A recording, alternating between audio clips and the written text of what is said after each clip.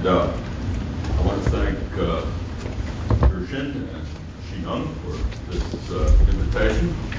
And it's good to come here and see my old friends and see people who I haven't seen for a while and see people I have not ever seen and meet some faces.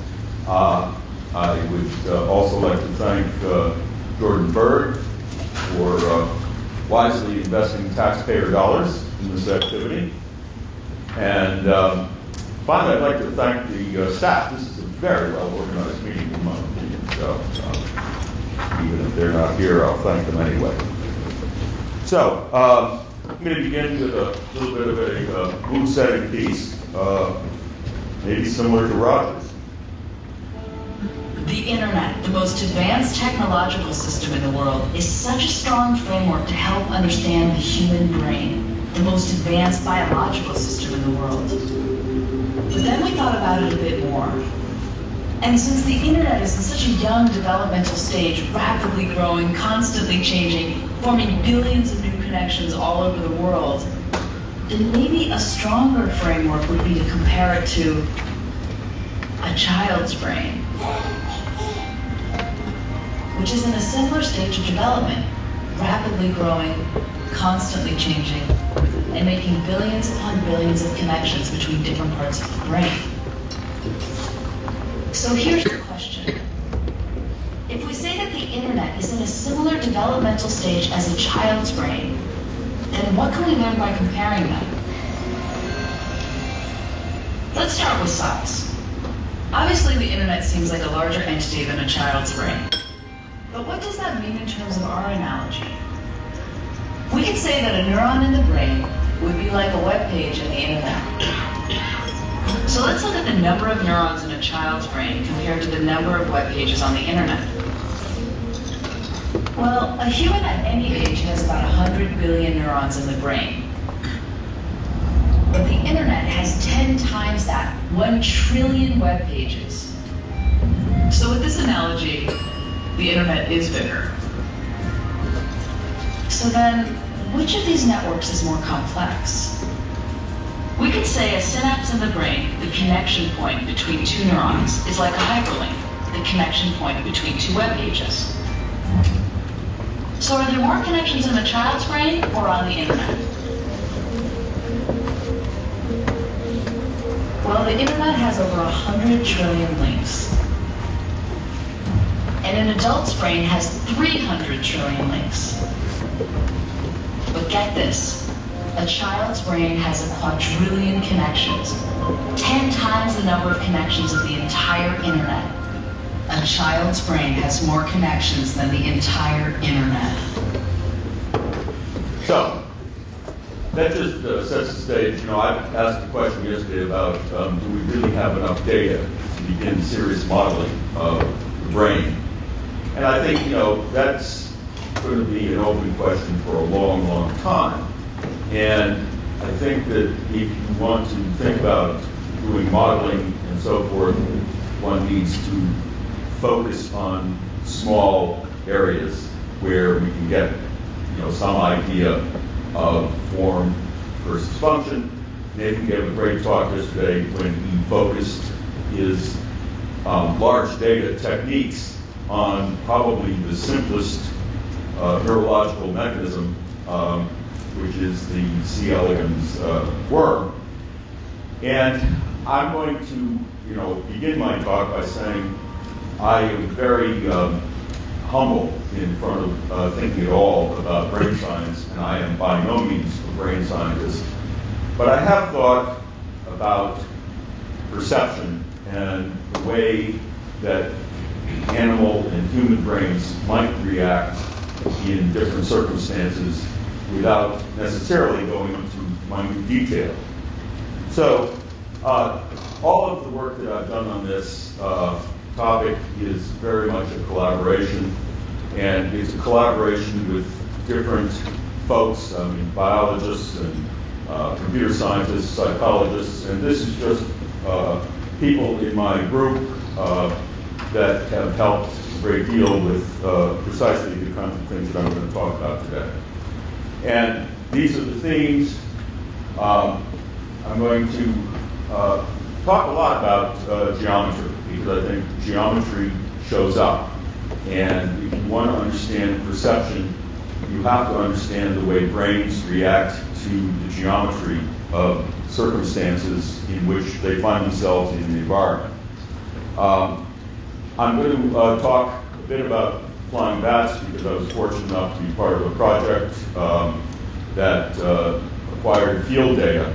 And I'm going to come back to the point that field data is, in some sense, a much more wide open than lab data, because observing and getting detailed information from the way that animals react to their environment in the wild is quite different from the ways that they react in the lab. And then, if there's time, I'll say a few concluding things about how you might translate what you can learn about the way animals perceive and react to their environments in the field to what you might try to implement on engineered systems. So, is there any connection between control and the brain? Well, control has evolved a lot. And it's evolved from constructs that came out of basically the telephone company and the need to use feedback to stabilize transmission of signals over long distances. But there was a sea change in about 1983. There were probably many sea changes, but 1983, Bosch in Germany introduced the first control network. And nowadays, if you drive a modern car, you're driving a very complex networked control system. And so we're getting to the realm in technology where you really could think about taking inspiration from the way that the brain works. And that will be a bit of a theme in today's talk. One of the things, if you go to a talk by anyone who's working in autonomous robotics, they're talking now about perception. Perception and perception-based control is just a strong focus. And what this really means is that people are trying to do things that involve reaction to environments that are based not only on fusing sensory inputs in real time, but integrating that with past experience and integrating that with learning and changing and adapting. So it's a very, I think, emergent theme that's going to be important for a number of years to come. So,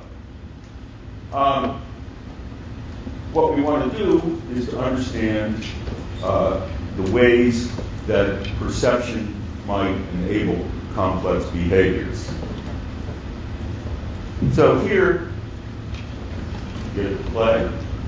This is a movie.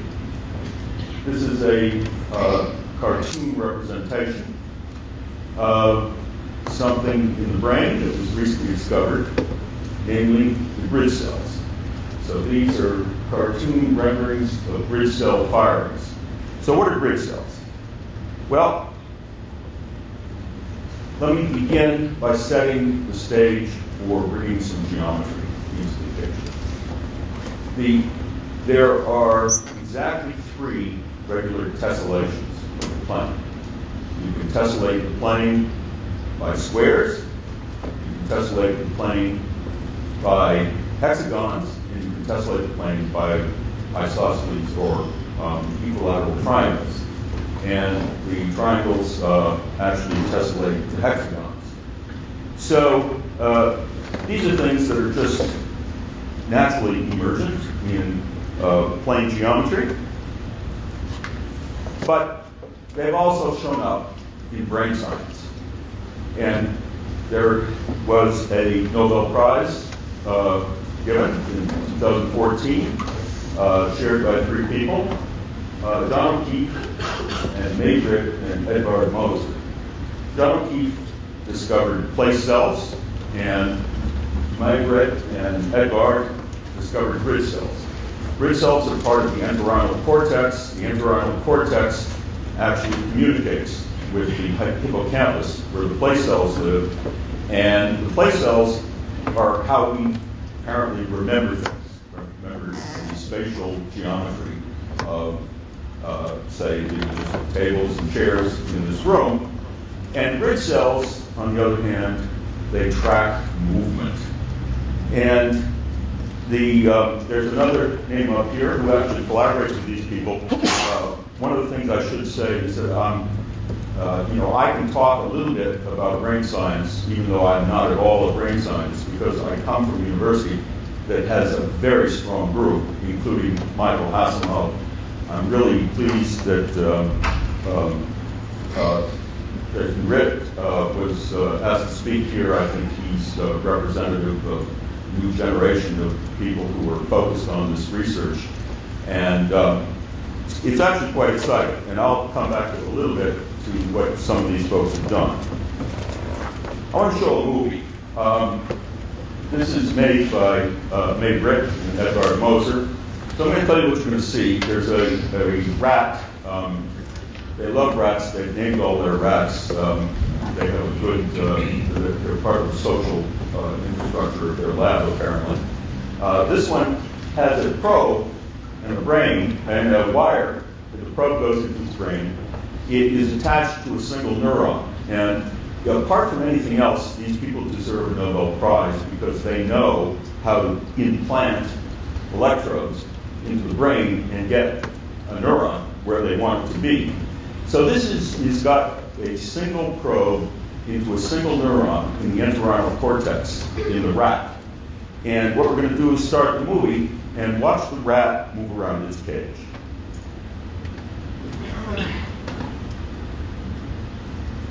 And the white spots, they mark places where the neuron fires. And you'll see a hand in the upper right-hand corner. They're throwing chocolate bits. They're scattering chocolate bits all around. So this forces the rat, or induces the rat, let's say, to do an ergodic path throughout the environment.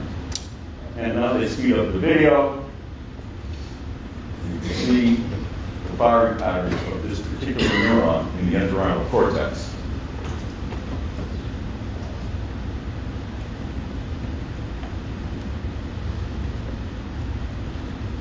Okay, so this is a little bit of a challenge. What do you see? Is there a pattern? Anybody see a pattern? I gave a hint. Okay, so these little gobs where the neuron fires, if you put a point in the center of each, and then you connect the points, look at what you get.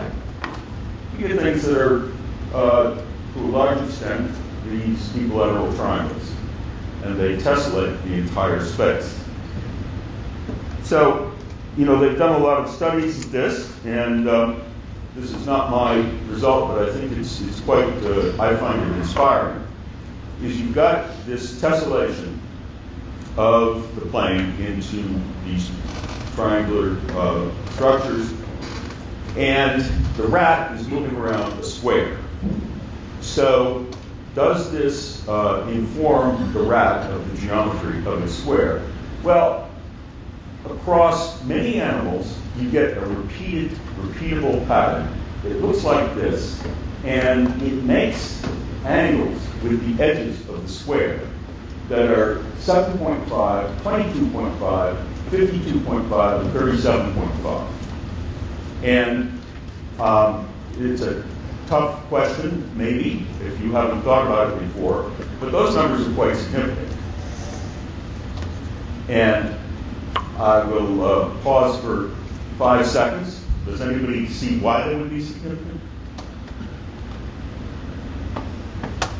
What they are is these are angles that bound the triangular structure that are maximally different from each other. So these encode to some extent where the boundaries of the square are, even though the grid cells are firing in this triangular pattern. All right, well, that's all I'm going to say. Well, no, it's not all. I have another slide. One of the things that, and this goes back to my earlier comment, if you change the geometry, if you change it to a circular geometry, if you change it to a squished triangle or an elongated rectangle, then these are the firings. And these are, again, from this data that the Mosers have.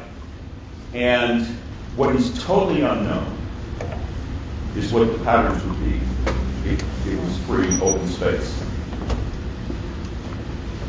So the story of bats, let me go on.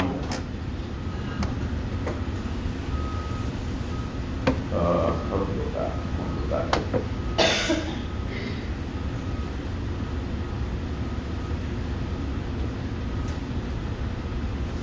Okay, so for the next little while, I'm going to talk about work that we published on perceptual modalities of bats. So how do bats, and bats, you see, are a little more complicated, perhaps, for a couple of reasons. One of them is that these bats are flying in free space.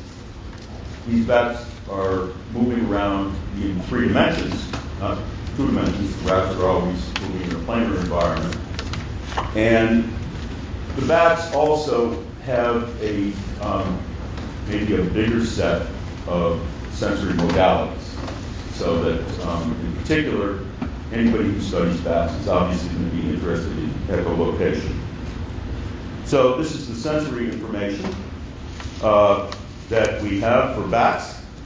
And I'm going to cross out binocular vision. The bats that we study have essentially sideways looking eyes. And a lot of flying animals have this. And I'm now convinced that sideways looking eyes are much better adaptations if you're going to fly through obstructed, cluttered environments. Because optical flow is much more valuable to the brain in that circumstance than binocular vision. Okay, but they've also got, they've got grid cells. We're convinced, based especially on work that's being done at BU, that grid cells are part of the bat, probably work quite differently than the rats, so they have spatial memory. And they also, they're social animals, they live together in caves, and they probably follow each other when they go out to forage. And we think that in addition to echolocation, that they use vision. So this is a story about that. So these are some bats emerging from a cave. Some of the species, as you know, they emerge in thousands or tens of thousands per minute.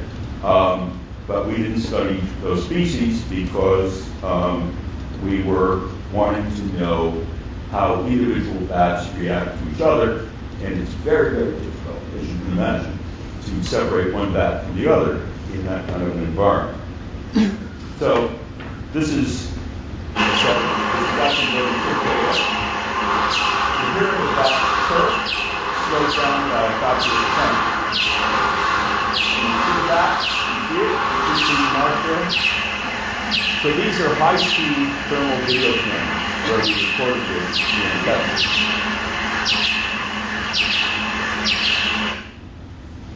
Okay, so this is the experimental setup that we have. All right? So there's a woody area. That's a PVC pipe that we put there. It's an artificial obstacle. It's actually very close to the mouth of the cave. And what we wanted to do is to try to tease out how these different perception modalities of the bat might be working when they encountered something that was unexpected. So, here's the experiment. On the 7 days in the summer of 2003, we looked at the emergence of these Myotis velifer bats. Day one was just a day that we set up the cameras, took videos of a few thousand of these as they emerged from the cave, tracked their trajectories, and got some sort of a baseline of what they were doing. On day two, the PDC pole was placed. Days 2 through 6, on the days that we observed for a total of 5 days because it was raining and we didn't do it every day.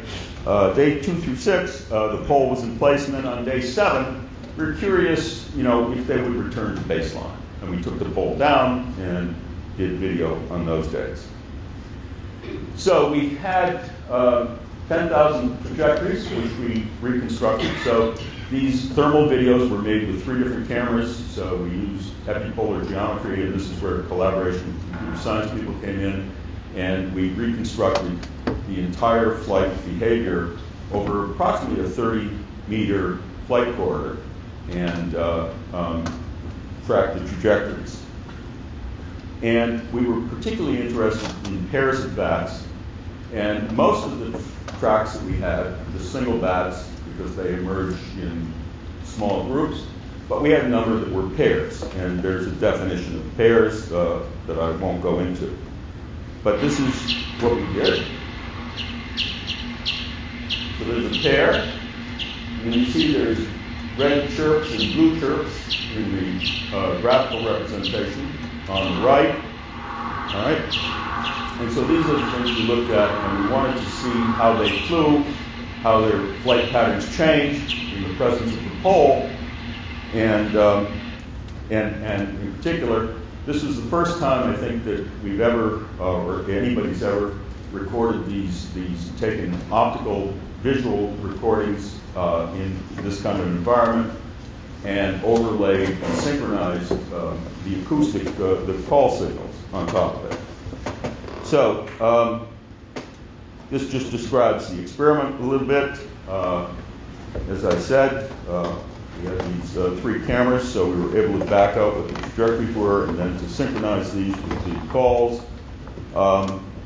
And what we found, basically, is that the call rate rose significantly when they first encountered the pole. So there's this baseline chirp rate, and they're just chirping at a very constant rate.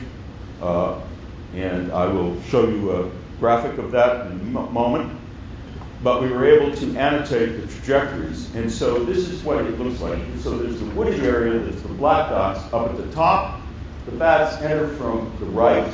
There's the 3 cameras that recorded their flight. And then we backfilled the chirps that we got from an array of 4 special purpose microphones. There's never a swarm as large as this, so these trajectories were not simultaneous. These are just typical trajectories on a particular day that are overlaid on one another. Second day, the pole is there, and as you expect, the trajectories make excursions, they deviate around it. And then on day 7, you see there's a little bit of a residual, a memory of where the pole was, but they start to fill in. All right, so how do the call rates change? Okay, at the top, you see very regular chirp patterns, about every 0.07 seconds they chirp. But on day 2, look at the spectrogram. So the call rate definitely goes up, but by day 4, the call rate has started to go back down to baseline. All right, so here's the question. Look at the mean call rate and mean speeds. I won't say too much about the turning rate, but this is the same flight corridor, and you see that the call rate in red means high, right? In all of these graphs. Red is high, blue is at the bottom. So the call rate goes way up as they approach the pole. They're not expecting it, they're surprised, they start chirping away. But on the subsequent days, days 2 through 7, the call rate goes back to baseline pretty quickly. Right? So this is an indication that they remember the encounter. So there's some spatial memory, at least to some extent, guiding their flight behavior. Linear speed, they're really going fast, and they do go fast. They go 10 meters a second, all right? Very agile, fast flight. We were supported by Navy, by the way. They were interested in finding biological paradigms for agile flight. So that's what a great subject to pose. And then, when you get back down to day 7, the call rates have gone back to baseline, but the linear velocity hasn't. They're still being very cautious.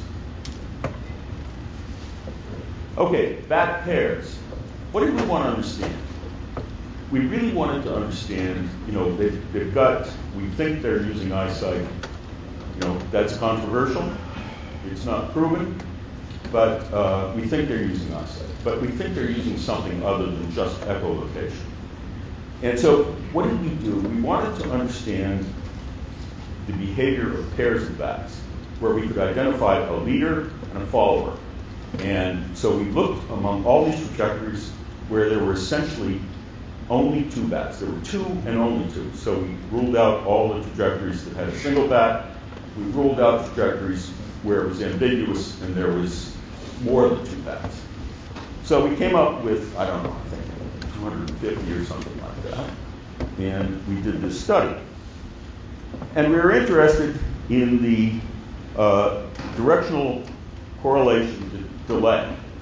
So what this means is that we see the bats, we see the direction that they're flying, and we measure the correlation time by which the follower bat adjusts its direction to coincide with the leader bat. And what we found is that for a significant fraction of the population is the follower bat would align more quickly than would be possible if it was reacting only to echolocation. So this was an interesting finding. We wrote the paper that we submitted to scientific reports, and reviewers came back and they said, you cannot be sure that vision is playing a role. So we had to say that vision was one of several possibilities, including just that the bats flew their way and this was a random occurrence. But as you see, as they go from day 2 to day 4 to day 6, you get a more significant fraction of the follower bats aligning quickly with the leader bat, which means that whatever they're doing, it's not probably based on echolocation. Okay, so in time remaining, I talked about the geometry of grid cells, which I find truly an inspiring thing. This is what we thought about geometry because we were, in the course of this project, we were not only working on bats and how they might react to optical flow using vision, but there was a lot of interaction with people at the Reese Institute at Harvard and other places that were doing bird studies. And the birds, we know, use vision, and the birds in question, pigeons in particular, do have these sideways looking eyes that are probably reacting to optical flow. Anyway, we've got 2 extremely stylized cameras here. You've got a forward-looking camera, all right, and you've got a side-looking camera. And the forward-looking camera is something that I think I can convince you is not as well adapted to optical flow. Forward-looking eyes probably rely as much or more on parallax and binocular vision, but nevertheless, both versions of these cameras have associated with them a quantity called tau. And in a lot of the literature, the psychokinetics literature, this tau is called time to impact. I don't like that because it works equally well if you're flying near something that you're not going to impact, but it's just a feature that's in your field of view. But the idea is just to think about time to impact. Suppose that you're approaching the wall and you don't have binocular vision. It turns out that tau, this time to contact, is a good proxy for distance because the brain automatically computes when you're going to hit the wall. And there have been a lot of studies that show that this is probably a very repeatable phenomenon, and people do studies and they can tell exactly when they're going to hit the wall. But it works for either camera, and it's a very simple thing. So you've got your neurons in the retina, in the case of biological systems, or pixels in a camera, and you take the pixel's position relative to some fixed thing, which would typically be the center of focus of the camera, and you divide the position by the rate at which the position is changing, and you get a time, that's the units, and the time is tau. And when tau goes to 0, you're at the feature. Or if you've got, especially in the side-looking camera, you are just abreast of the feature and you're about to pass it. Okay, so that's tau. There's evidence that and it's a simple calculation that depends on constant linear velocity. It's a mild assumption, and you can talk about ways to sort of extend and generalize this. But just think about that. Flying at a constant velocity, and you're going to pass features at a certain point, and the time at which you pass relative to where you are now is this tau thing. So our question was, can you use this as a control parameter to guide flight? Can you fly through a field of obstacles? Can you fly around an obstacle? And I'll tell you just a little bit about that. So this is a robot that we put outdoors, and what it's doing is it's computing the inverse of taus, all right, which is also useful. And you see, you could actually use this as a signal. And this is a quarter outside my lab, little robot going around. So the way this works, it's very complicated, actually. And, you've got to really dig into serious computer vision, because what you've got to do is you've got to have, feature key points that you're tracking.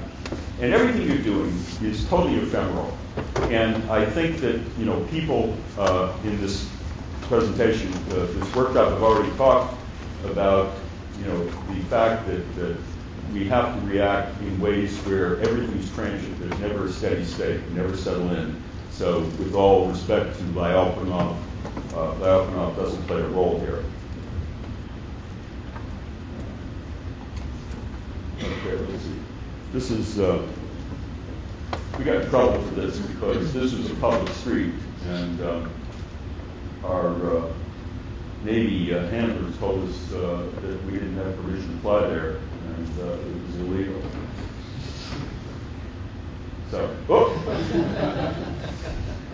So we didn't have the algorithms tuned up at that point.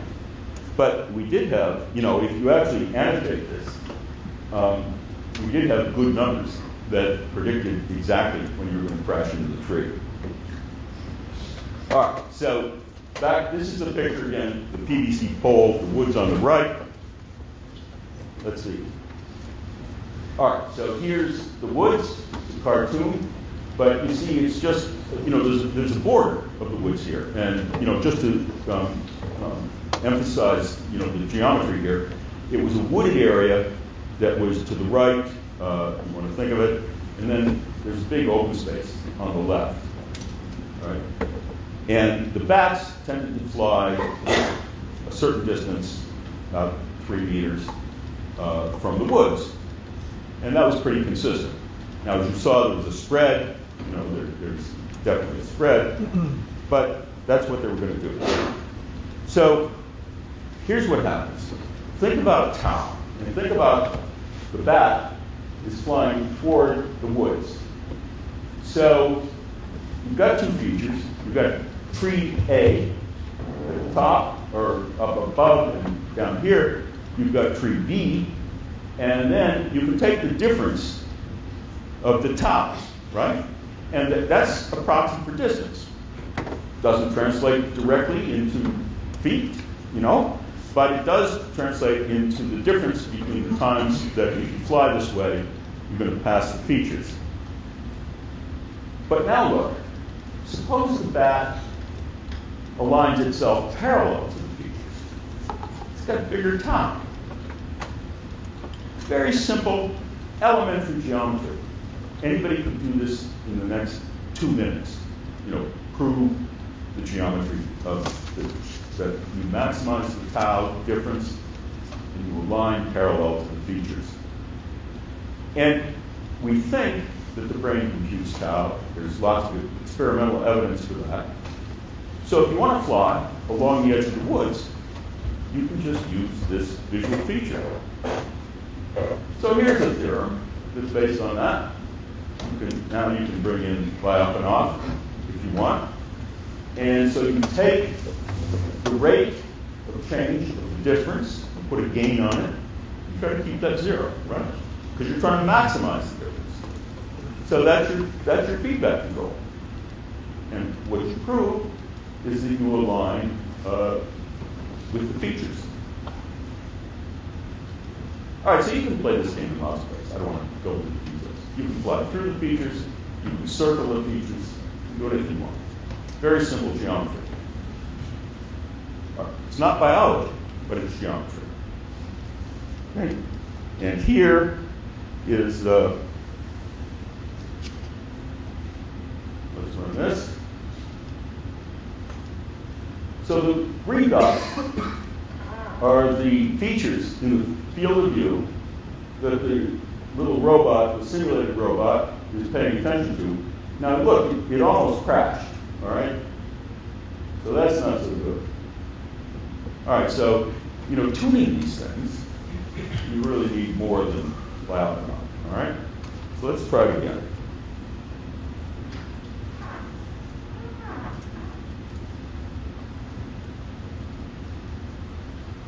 So what's the difference here?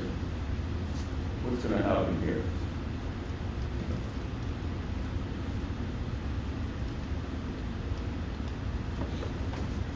Much better behavior. Why? Because the little simulated robot looked farther ahead when it turned the corner. That's actually what you're supposed to do. And everybody here is a good driver, I'm sure.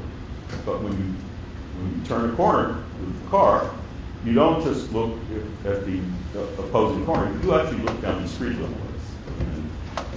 So this is just the kind of thing. And what I want to talk about is how these features. So in addition to tau, what else can we learn? Well, it turns out with sideways looking eyes, there are other cues that you get in your visual perception. And one of those cues is the difference, comparing the differences in taus with the differences in the absolute distance of one feature to another. And it turns out that if you have a small tau in a sideways looking eye and a big feature distance difference, or distance from the center of your coordinate system, that's a sign of danger, because it means that with your sideways looking eye, you can back out from that the actual feature in space is going to be close. You're going to pass very close to it. If small tau and small d occur together, it means the feature's off toward the horizon. So, and one of the things that anybody who's looked out a car window driving across the Great Plains, you go west from here, you know that features that are in the distance, they move across your field of view very slowly. So that's actually a control cue. And you can maybe back out from this that there's a comfort zone for the bats. all right, depending on the dwell time of features on the retina and the, how, well, basically based on that, and you can tell, where's the comfort zone. Because if the dwell time is too small, I mean, anybody who is into computer vision knows that it's almost impossible to associate key points. If you have too small a difference and key points from one frame to the next, they're there and then gone, and you don't have them for several frames. So this distance q, we think, is very important. And this just goes back to say what I say. Again, it's just very, very elementary geometry. But small tau and large d means danger. All right, so here, for people who are Boston fans, you recognize this. I just want to show you what we did. This was my student, Paul, who did this. So these are optical flow vectors. But what do you notice? I'm going to play this again because I love this video. Whoops, let's go back. Now, what do you notice about the flows and the bridge supports? See these bridge supports? They're very close. Those are features that are very close to the camera lens. And it doesn't compute good optical flow data. They're too close.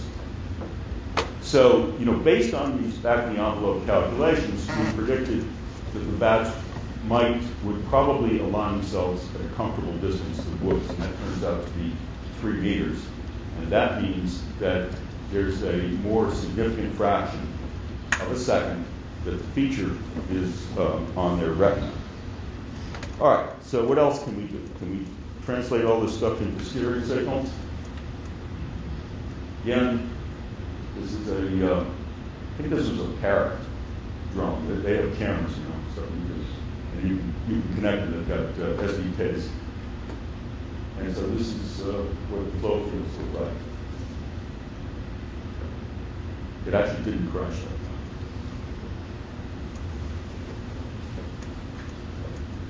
time. Okay, so motion primitives based on tau and d. You can fly between features. You can fly in alignment with the row of features. You can circle features. As I said, I'm not going to go into details, but the take-home, the takeaway, is that situational data comes very fast, and there's no asymptotic stability. Basically, what you're doing is you're taking these things as signals. They're evidence of where you should go, but you don't get the usual kinds of stable performance that people look for in control systems. So I think there's a lot of opportunities to really try to understand a theoretical basis for this. And it's, I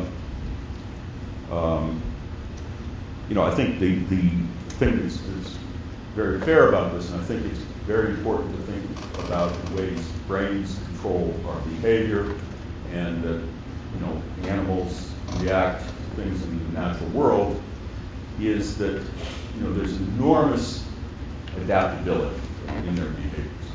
But it comes at a cost, and the cost is that every once in a while a bat will run into something.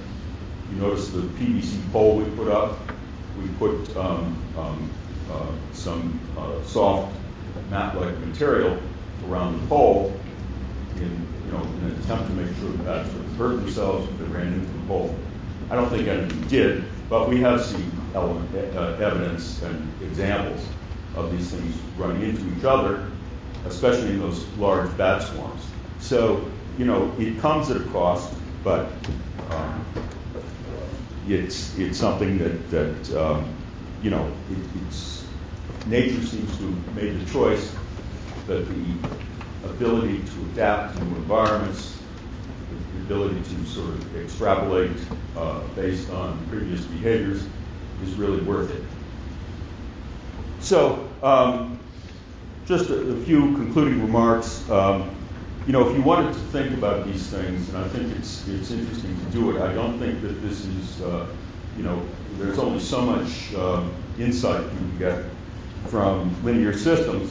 But one of the things you can think about is this kind of a setup where you've got a x dot equals ax plus bu.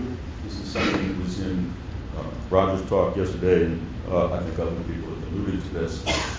And you've got some output C, and you could think of these things as being high dimensional.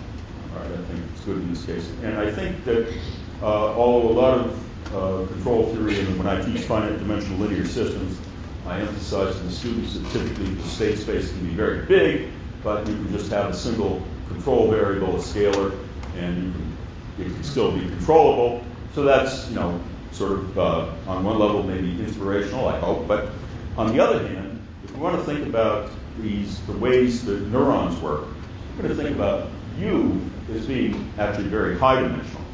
And then what you might do is to keep track of this by diagonal matrices M and K, so that these things change over time. So this is a time-varying system, and your control channels are random, and your output channels are random. Okay? So then this closed-loop system looks like this, right? So you're feeding back the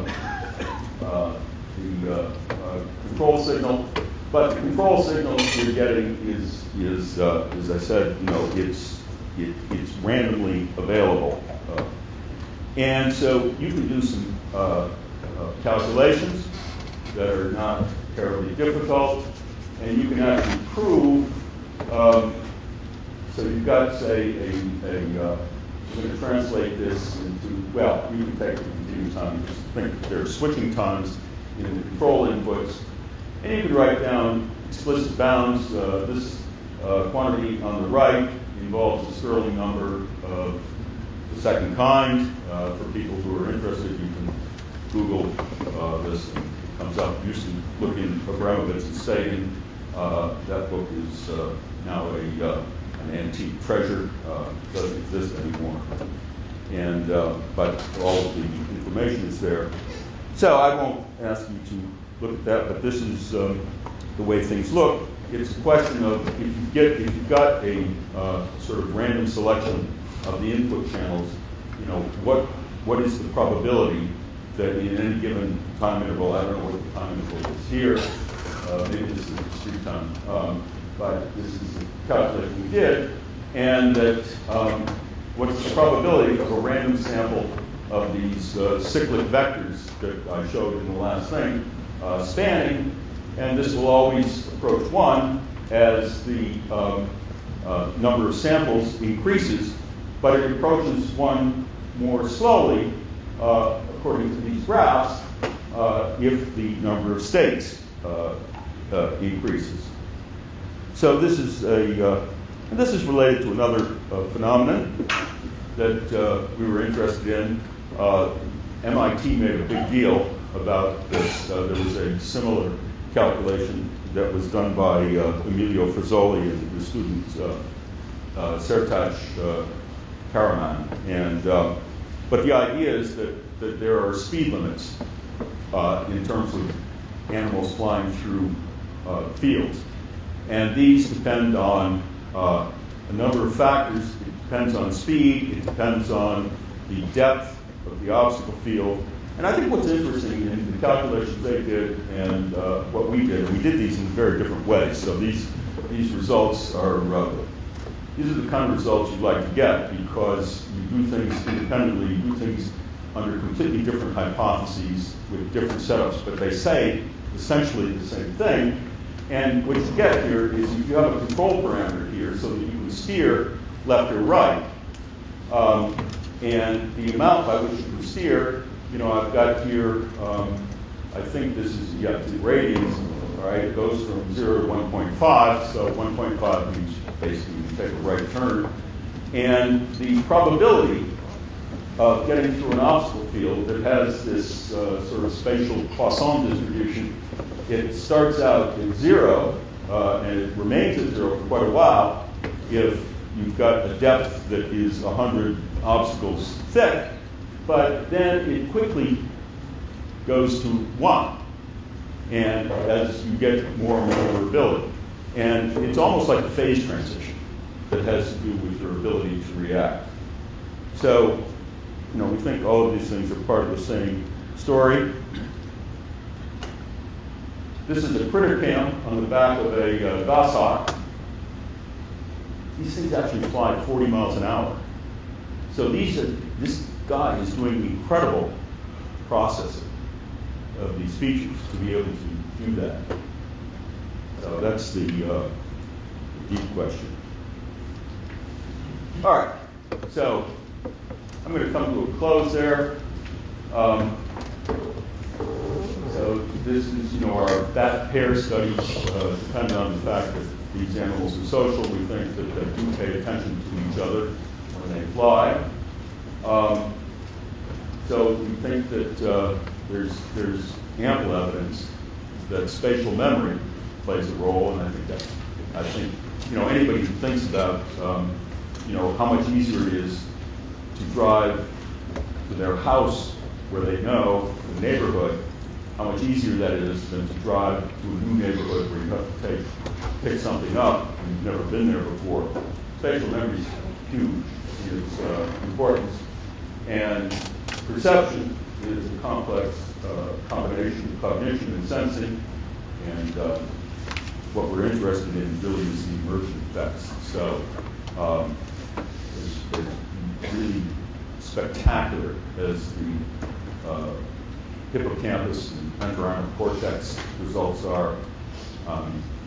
These are just to Nobel Prize you can feel good about, but if you go back to the original story about the brain, there's so much more to do that by the time we're ready to reverse engineer the brain, if the current administration thinks that's still a worthwhile thing to do, there's still going to be lots and lots of work that probably even for the youngest people in the room, they can spend their whole careers on it. All right, that's it.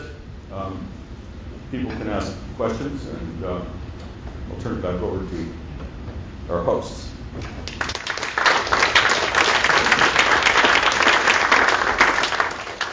That's fabulous talk and questions. We can take a few questions before the break. Yeah, go ahead, Garrett. I was wondering, when you compute tau, are you using the vertical distance between the two objects, or are you using the distance of the retinal projection of the two objects?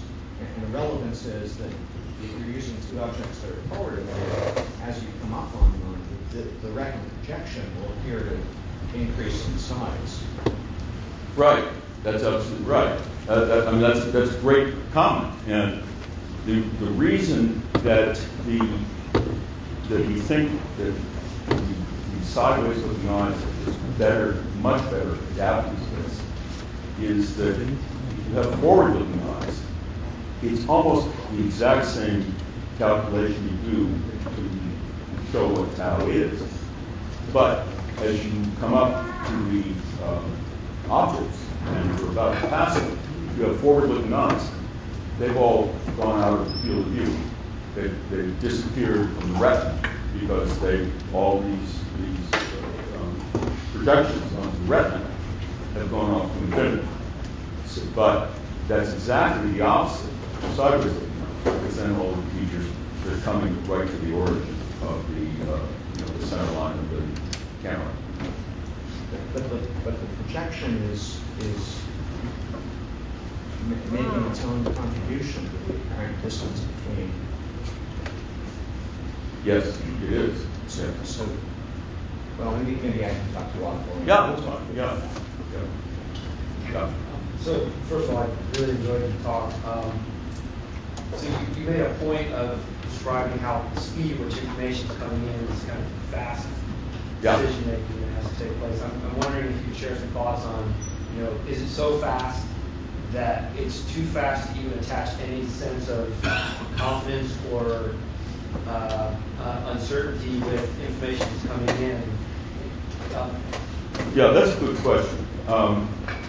I don't know anybody who's done that. All right? I mean, doing some kind of uncertainty quantification. So, you know, I mean, I told you in a very cartoonish way, you know, what, you know, some aspects of risk are in reacting to these features.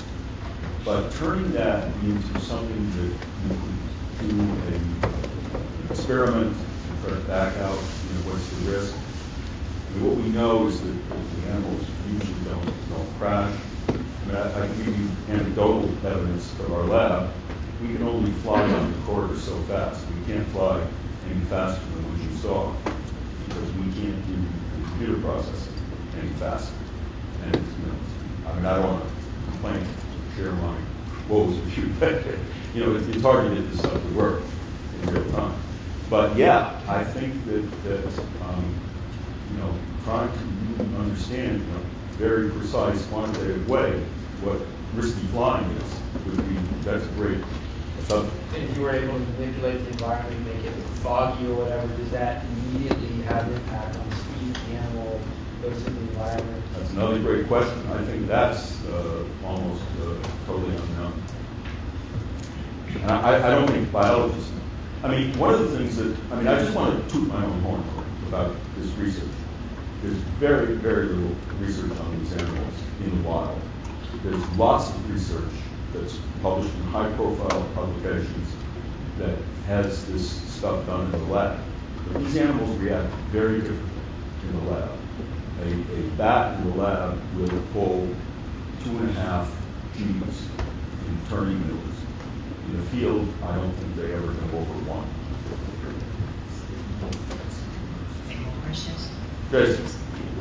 Somewhat related to Garen's question, it looks like in your computer vision, you're using, you know, sort of maybe standard feature detectors, and then you stereoscopically were doing some matching, right? There's a lot of those kind of things going on, and then from that computing the speeds at which things were moving in the image, but you could soften that calculation a bit and just do local gradients of the optic flow and never actually have features to begin with. I mean, that's another thing people compute. I'm thinking about the biological version of this. My question is it really necessary that you think of the bats as forming features like discrete things like trees and then using that to do their navigation, or could they be doing a softer sort of luminance gradient calculation of the optic flow, and from that maybe is a more reasonable thing to implement neurally because they're not having to do all this additional object tracking and all that stuff? You know, I would love to talk to you offline. I just want to correct one thing you said. We don't do stereo vision at all. But what you did see is you saw that the visual field was partitioned, you know, into left and right. And what you saw there was not what I talked about, where you're just following features on one side. In terms of what the features are, we don't identify features in the sense that we see, you know, a door frame or the edge of a thing. We're using things that are much more the kinds of features that the people who do computer vision talk about. And so these things are defined in terms of pixel patterns, you look for corners, edges, etc. So that takes time. So, you know, but your question about, you know, isn't there a better way to do sensory motor reaction and to look at something like an illumination gradient? Yeah, I mean, I think I would love to talk to you about that because we may have an insight that will, you know, enable performance to go up, you know, and so I think, you know, we're doing stuff that is as good as we can do using these feature detectors and descriptors, and what you say is absolutely correct. These are the off-the-shelf things. These are things that are embedded now in OpenCV. But yeah, some of these alternatives, if you have an idea about alternative perception, I mean, we should see each other as being more of. All right, so let's thank John again.